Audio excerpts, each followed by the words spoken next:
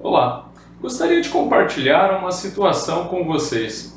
No meu dia a dia é muito recorrente, quando eu faço auditoria trabalhista na folha de pagamento de alguma empresa, é bem comum eu perceber que quando as empresas possuem ponto eletrônico, muitos desses pontos eles estão configurados de forma errada, de forma equivocada. Mas por que isso acontece, Alan? Quando é instalado o ponto, o rapaz do suporte faz a configuração. Mas será que ele faz realmente a configuração da forma que você precisa e da forma que você gostaria que fosse? Será que a configuração desse sistema de ponto ele é feito com base na sua convenção coletiva? Será que esse sistema de ponto ele está atendendo exatamente os critérios aos quais ocorrem determinadas peculiaridades na sua empresa? Então é isso aí que eu vivencio aí no meu dia a dia. Então muitos desses pontos eles estão equivocados, eles não lançam da forma correta. E aí o que acontece? O usuário acaba tendo que fazer vários trabalhos manuais. Por exemplo, digamos assim, se a convenção disser o seguinte, a primeira hora extra do dia é de 50% e a segunda hora extra do dia a partir da segunda hora extra já é de 100%.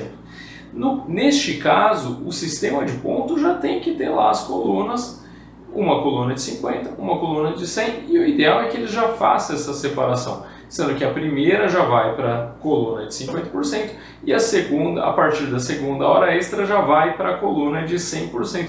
E não que o usuário vai ter que olhar dia por dia e fazer essa separação.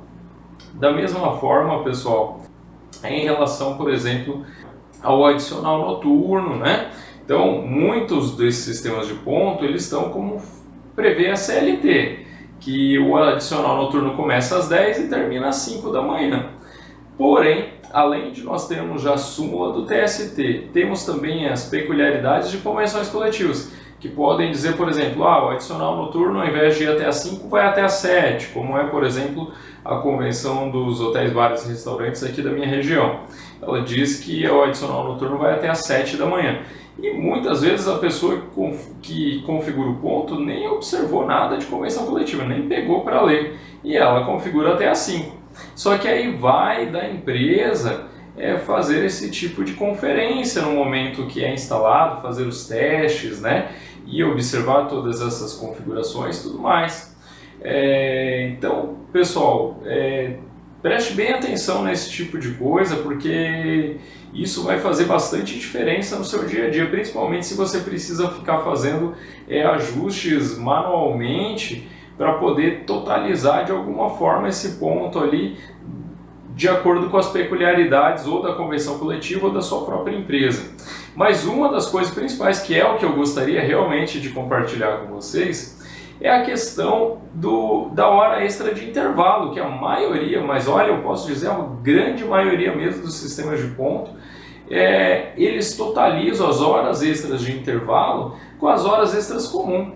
Alan, mas qual o problema de totalizar as horas extras do intervalo com as horas extras comuns? Isso não até facilita a minha vida, porque é um lançamento só que eu vou ter que fazer lá, somo as horas extras do intervalo, as horas extras comuns, está tudo somado num totalizador só e eu lanço no Olerite um único lançamento para cada empregado.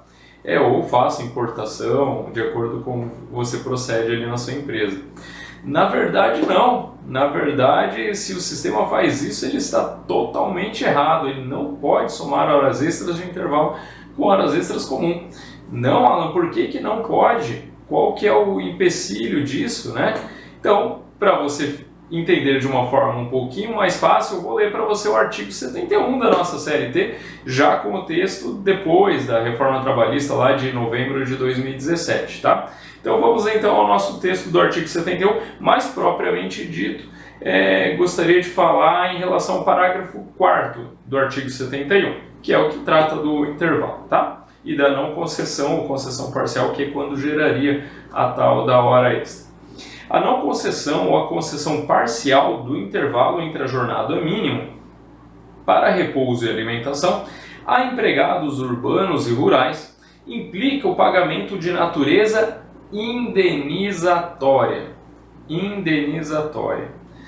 apenas do período suprimido, com acréscimo de 50% sobre o valor da remuneração da hora normal de trabalho. Então, o que quer dizer isso, pessoal?